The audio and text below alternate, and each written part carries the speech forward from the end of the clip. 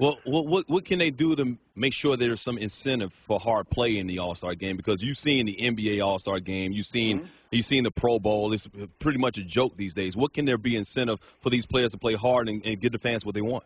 Well, my experience, and I had a chance to play in a lot of them, in the early days of the All-Star games, the managers and the league president, because they had two league presidents at the time, they met with the team before, and not with the cameras on and not for TV. They all sat down and said, look, that league over there thinks they're better than we are, and we're here to prove that they're not. And the manager sometimes would say, congratulations for being here. He said, but I apologize if I don't get you in. I'm managing this game to win, and I'm going to make decisions based on how the game goes. So that sets the tone, and that's why I think you saw Pete Rose running over Ray Fosse, and I think when people go up there, they have personal pride. Now, it got where you looked at it as more of an exhibition and you started substituting players where you ran out of players and then you had to end in a tie. I don't appreciate that. But I think if you set the tone, I don't think you need that incentive. And really, it just doesn't make sense to me that home field advantage is important now.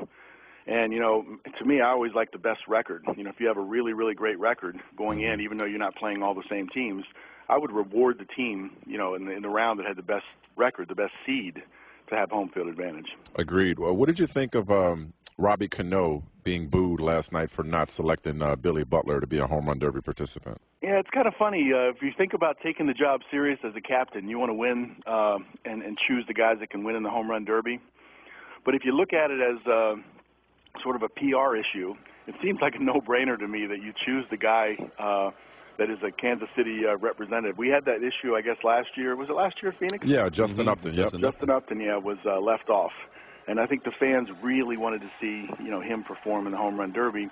And, so I don't know what the relationships are, but it just seemed like a no-brainer to me. Robinson Cano, instead of getting booed in the way he did, he would have been cheered in ways that might have pumped him up a little bit where he hit a homer or two.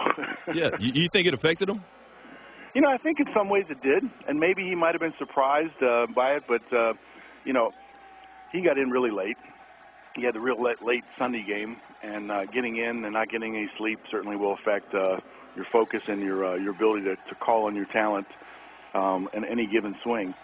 But I think in some ways, when you start to get a little nervous and you want to get off the stage, you start swinging at everything and swinging at pitches instead of just staying right in patient and being focused on what you're doing. Yeah, I think it affected him a little bit. Well, speaking of get off the stage, and this is probably unrealistic, I'm just spitballing here, but they have so much fun with this derby. It would have been cool if he just went over and handed the bat to Butler. It's like, you know what? Really know what? Get here. The people want you. Here, come take my spot. I don't know if there's rules prohibiting that or not. No, then Billy Butler would have strained something. Yeah, I know. I'm spitballing, but I mean, it's really unfortunate. You're right. It seems like a no-brainer to avoid that kind of thing and to reward the hometown fans. But that's who they're coming to see is their guys. So you would think going forward they would make that a requirement. Hey, Cal, before we let you go, I got to ask you a quick question about the Orioles. You think they're going to hold on? They got a playoff spot right now. A good first half with Buck Showalter at the helm. Yeah, it ended a little bit on a low note, but the Orioles have overhauled their pitching staff, and some of the moves that they made, they're not as patient, with some of the young guys as they were in the past. They have to pitch. And, they had a good first half pitching, and they got a good nucleus of a ball club. I'm keeping my fingers crossed because there's a lot of enthusiasm in the Baltimore area now.